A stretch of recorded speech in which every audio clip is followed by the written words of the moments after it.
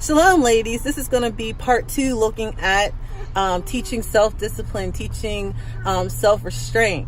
And as I was driving, preparing for Shabbat right now, it was just building in my mind. And so I just want to take it up a level. Let's just build it up one more level higher, and looking at ourselves, because parenting, when we're looking at parenting, we can look at it as us teaching our children, but we can also look at it as us as being the children of Yah, being the children of Abba Yahweh, and how He's teaching us and how He's bringing us closer and closer to Him. So my beautiful sister Ebony, she leads out our children lessons on Shabbat, while the adults are doing the study, the midrash. The children, she leads out the children's lessons. And so this past week, she had a wonderful, excellent demonstration or game for the children, where the kids, she brought a bag to the house, a beautiful bag, and she had 3 different answers in the bag, 3 different little pieces of paper. One was yes, one was no, and one was wait. And so the children would have to ask, can I have a cookie? She had some cookies. They would say, can I have a cookie? And then they would reach in the bag and they would pull out a yes. If they got a yes, they would get a cookie. If they got a no, they wouldn't get a cookie. And if they got a wait, they would have to wait, a few seconds or whatever before they could get it. But when you think about that, if you get the yes, right, you're going to be happy because you get your cookie, right? But if it's a no, okay, now how do I respond to that?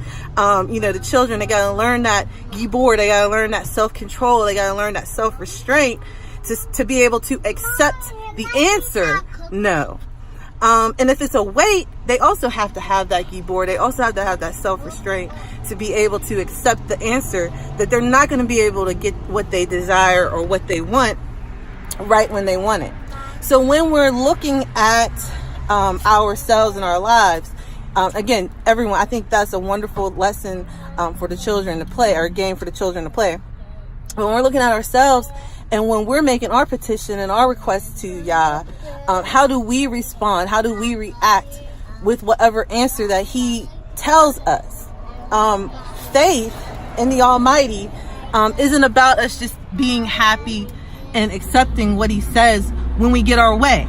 It's actually being able to accept His will and His sovereignty in our lives, that whatever answer, whatever response, whatever His will is, we are willing to agree with it and accept it.